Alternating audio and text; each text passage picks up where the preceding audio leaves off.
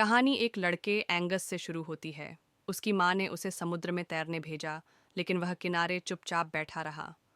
अचानक उसने देखा कि पानी में आधा दबा हुआ एक बड़ा अंडा पड़ा है। उसने अंडा उठाकर ध्यान से देखा। तभी उसकी माँ एनी आ गई और उसे घर बुलाने लगी। एंगस ने जल्दी से अंडा बाल्टी में छिपा लिया और माँ के साथ घर चला गया। एनी नाराज थी क्योंकि एंगस ने तैरने की कोशिश तक नहीं की थी। एंगस ने कुछ नहीं कहा।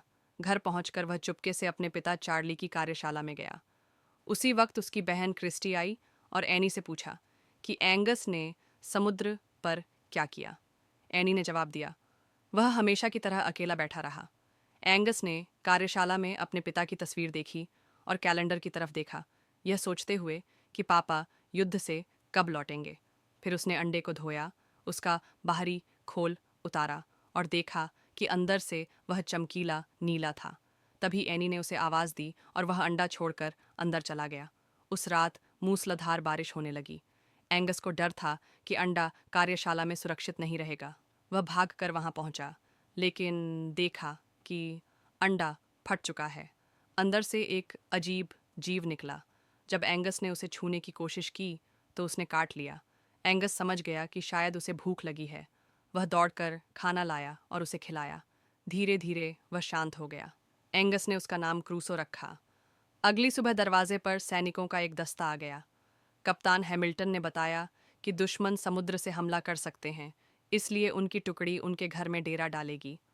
सैनिकों ने वहां सामान उतारा और तैयारी शुरू कर दी। एनी ने बच्चों को कमरे में रहने को कहा, लेकिन एंगस लाइब्रेरी गया और एक किताब ढूंढी जिसमें उस रहस्यमयी जीव के बारे में लिखा था।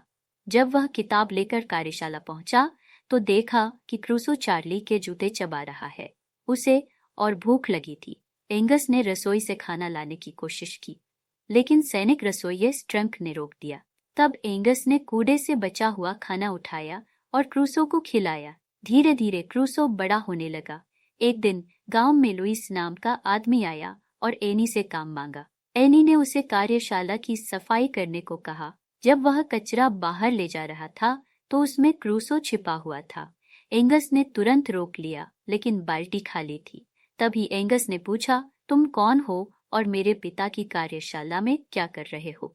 लुइस ने कहा कि जब तक तुम्हारे पिता वापस नहीं आते यह कार्यशाला मेरे जिम्मे है। उसी बीच क्रूसो घर के अंदर घुस गया। रसोइये का कुत्ता चर्चिल उसे देख लेता है और पीछा करता है, लेकिन उसकी जंजीर उसे रोक देती है। क्रूसो बाथरूम में घुस गया, जहां क्रिस्टी आ गई और डरकर चीख पड़ी। एंगस ने उसे समझाया कि यह उसका पालतू है जो समुद्र किनारे मिले अंडे से निकला है। क्रिस्टी ने राज रखने का वादा किया। इसी बीच एनी ने लुइस को चार्ली के कपड़े धोने के लिए दिए और कहा कि उनके पति की जहाज डूबने से मृत्यु हो चुकी है। एनी ने लुइस से बाथरूम की लीकेज ठीक करने को कहा। जब लुइस अंदर आया तो उसकी नजर क्रूसो पर पड़ी। एंगस ने सब सच बताया। लुइस ने कहा, यह साधारण जीव नहीं है, यह तो सी हॉर्स, समुद्री घोड़ा है।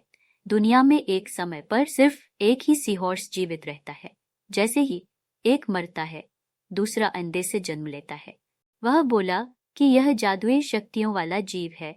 तभी एनी दरवाजा खटखटाने लगी। एंगस ने लुइस से मदद मांगी और उसने एनी को बेवकूफ बना दिया। रात को सैनिकों की डिनर पार्टी थी। एंगस ने क्रूसो को बाथरूम में छोड़ दिया, लेकिन दरवाजा खुला रह गया। क्रूसो बाहर निकल आया और चर्चिल ने उसका पीछा किया। दोनों ने मिलकर डिनर की मेज उलट पलट दी। सबने चर्चिल को दोषी ठहराया। तो दोस्तों, यह थी एंगस और क्रूसो की रोमांचक कहानी। अगर आपको यह कहानी पसंद आई हो तो हमें कमेंट में जरूर बताइए, और ऐसी ही शानदार हॉलीवुड फिल्मों की कहानियां हिंदी में सुनने के लिए जुड़े रहिए विचार हॉलीवुड एक्सप्लेन चैनल के साथ।